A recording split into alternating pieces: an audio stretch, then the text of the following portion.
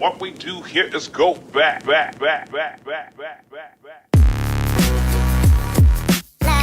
Hello and welcome. I am Ben, and today I'll be reviewing the 75243 Slave 1 20th Anniversary Edition. Set contains 1,007 pieces, 6 figures I would guess. I don't know if I'd really consider the Han Solo and Carbonite to be a figure.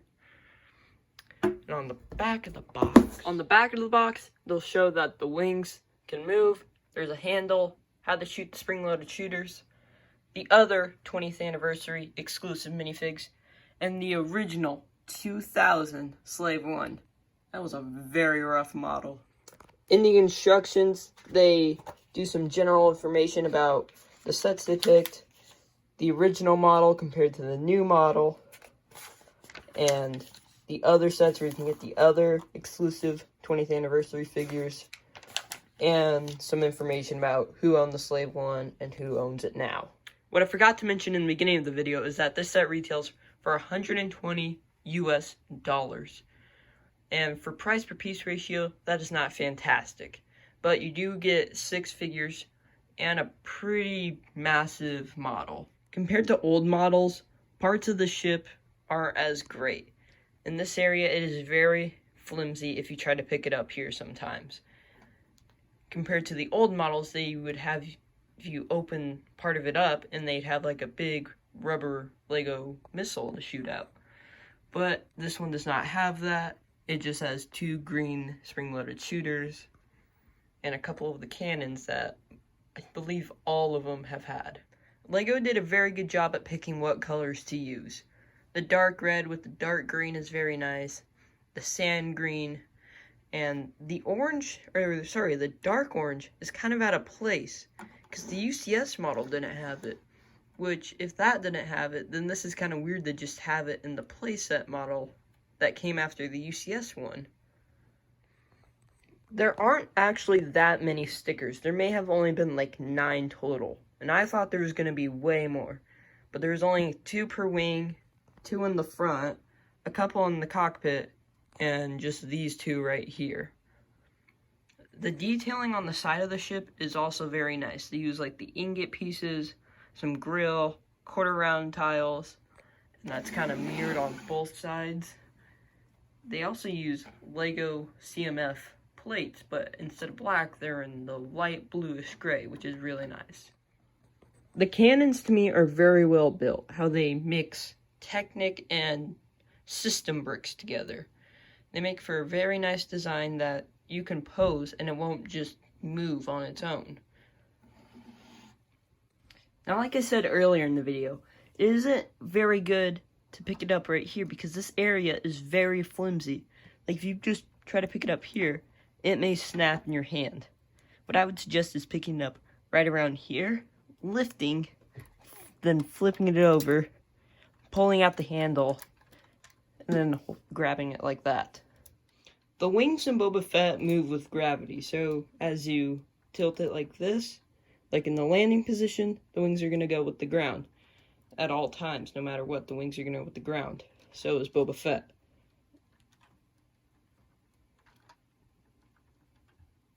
There isn't that much detailing on the inside of the Slave 1. You got a sticker showing the Slave 1, the printed console piece that Lego's been using for a few years now, and then you got like a targeting sticker. And that's really about it for the detailing. You do also have the seat that Boba Fett sits in, and it moves with the gravity. On the front, they show a couple of stickers for detailing, and that's really about it. There's not much. You get a couple of the stripe stickers on the wings, but yeah. This is the area where the spring-loaded shooters lie, and just some darker green pieces, sand green and gray for detailing. And then down here is where the turrets are. I also did want to say that my cockpit did get pretty scratched up. You can kind of see it there. Because Lego did not put this piece in a plastic bag like they do with some of their other pieces. So you might want to just be kind of prepared for that. Because it might happen to you, but you never know. On the bottom of the ship, you can see the thrust from the Slave 1, I like how they use the light transparent blue for the thrust. It looks very nice to me. You can also see the handle and how it's integrated in. It's just a bunch of Technic, which looks pretty nice. On the lower part of it, you can see that they use some more Technic pieces to kind of show like tubing. And then down here, they have some clips that you can use to like put Boba Fett's blaster in there if you want, or if you have extra spring-loaded missiles, you could put them in here too. Towards the front of the bottom of the ship, you can see there's these bright red like triggers here, and that is the mechanism to shoot off the spring-loaded shooters. And if you push down, it fires the spring-loaded shooters, which is very well integrated. I like how they did a system of Technic pieces going into the shooter, which is very nice. You lift up with your Han Solo and Carbonite in hand, and then just kind of push him in there. He kind of is snug in there.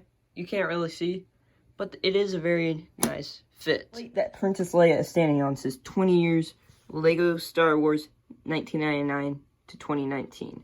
And also says Princess Leia. This will be unique to every 20th anniversary set that has this. There's also a 2x4 plate sticking out. And that is because if you get more, you can connect them all and make them into a very nice row. I'll be looking at the figure in the minifig section. Our first figure up is Boba Fett. This is the same Boba Fett we've been getting for the past few years now. He has a very nice jetpack that we've been getting with him, and the standard Mandalorian helmet that we've been getting for quite some time now. He has toe printing, which isn't something you see that often on Lego Star Wars figures. He also has a nice printed, like, pauldron, which is pretty nice. I like the orange on the dark tan. Looks pretty nice. His blaster, or gun, is the same as we get in the UCS Slave one, I believe, which isn't a bad blaster. He doesn't have an alternate phase, and that is because he has an angry clone face. Lego doesn't really produce these anymore in 2020 because I think they finally realized that people were getting tired of it. Here you can see his back print, which really isn't that much. And you're not really ever going to see it because his jetpack is going to be on most of the time. Next up is Han Solo. This is kind of a downgrade compared to the 2018 Cloud City one. He doesn't have any dual molded legs or printing on the side of his legs. But it is still a pretty nice figure. He's got some leg printing to represent his belt, and a very nice blue kind of jacket or shirt he's got on. I really like the newer hair piece they use for him compared to the older piece they would use for his hair. And for the second face is a more kind of angry look compared to a more happy look. I believe this is the same face print we've been getting for the past few years now as well. For the first time ever, we have Zuckuss in minifigure form.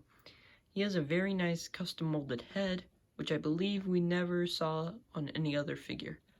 He has some very nice head printing and some body printing, and I like how it kind of just flows onto the more modern dress piece that Lego created, and I really like the dress piece. The back also continues with on the back you have some more detailing, nothing as crazy as the front, but it is still pretty nice, and how the skirt piece also continues. Here we have Forlom. This is the same Forlom that we've been getting for the past few years as well. And it's not that it's a bad figure, it's just I kind of wish they had updated it by now. But maybe they've reached the point where they can't update it anymore. His blaster's the typical sniper blaster, and the head mold and printing is still the same that we've been getting for the past few years. I really like this Han Solo and Carbonite. It's pretty nice. It's got nice printing on the sides that I'll try to get you to see. There you go. The one bad part about this to me is that I think Lego should update the hair on this, because the Han Solo minifigs no longer use that smooth hair piece. They now use the more, like, actual, like, Han Solo hairstyle piece now.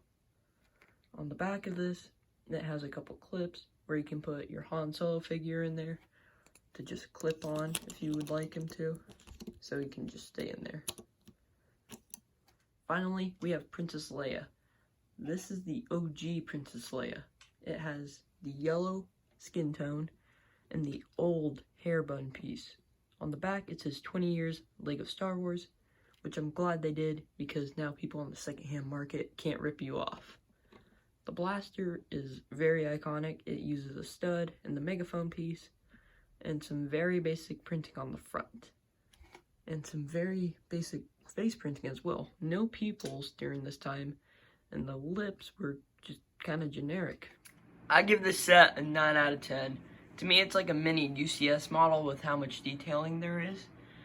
And granted, some of the figures are just repeats, but it's still a fantastic set, and it really does deserve the 9 out of 10. Remember to like and subscribe, and I hope to see you in the next video.